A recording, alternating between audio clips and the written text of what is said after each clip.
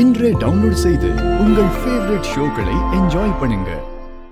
ஒரு பள்ளிக்கூடத்துல படிக்கிற பையன் சிகரெட்டு பிடிச்சி கெட்டு போயிடக்கூடாது அப்படின்ட்டு அந்த ஆசிரியர் அவனை கண்டிச்சிருக்காவ. அதுக்கு நீ உன் அக்கா உன் மாமாலாம் செஞ்சு என்ன காரியம் செஞ்சிருக்கிய? அந்த கொஸ்டின் பேப்பரு பண்டிலு காணாம போனதுக்கும் உனக்கு சம்பந்தம் இல்லைன்னு என்ன நம்ப சொல்லுதியா நீ? இல்லை எனக்கு அது தெரியாதுன்னு நினைச்சியா? பாருங்க, நீங்க செஞ்ச அந்த காரியத்துல என் தங்கச்சியுடைய ஆசிரியர் வேலை வேண்டாம் போவோம். அது போனா கூட பரவாயில்ல, இன்னொரு வேலை பார்த்துக்கிடலாம்.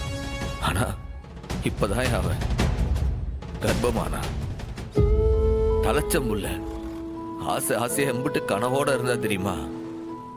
நீங்க பண்ண கூத்துல அந்த அதிர்ச்சியில அந்த கர்ப்பமே கலைஞ்சு போச்சியா. ஆஸ்பத்திரியில இருந்து வீட்டுக்கு கூட்டு வந்தா குழந்தை போனதை கூட நினைச்சா வருத்தப்படல. கொஸ்டின் பேப்பர் காணாம போனதை நினைச்சுதான் ஒன்னும் வருத்தப்பட்டு இருக்கா. நீங்க பண்ணதுனால அந்த ஸ்கூலுக்கு தானே கெட்ட பேரு. ஊர் முழுக்க ஸ்கூல் பேர் தானே கெட்டு போயிருக்கான். அங்க படிக்கிற மாணவர்களுடைய படிப்பு என்ன ஆகும் அதை பத்தி யோசிச்சு பாத்தீங்களா?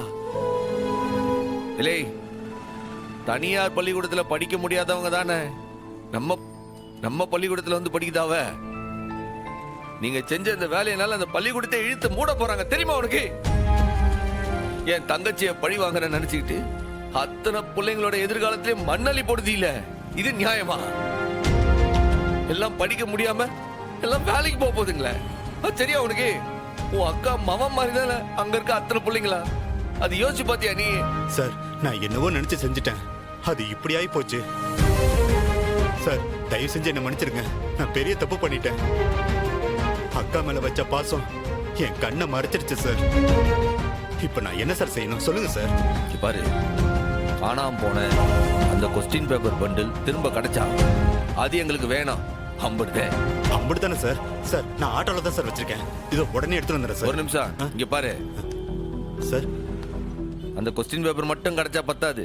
நீயே நேர்ல வந்து கல்வித்துறை ஆபீசருங்க கிட்ட நடந்த எல்லா விஷயத்தையும் சாட்சி சொல்லணும். சார், என்னை எதுவும் ஜெயில எதுவும் போட்டுருவீங்களா? பார், உனக்கு ஒன்றும் ஆகாம பார்த்துக்க வேண்டியது என் பொறுப்பு.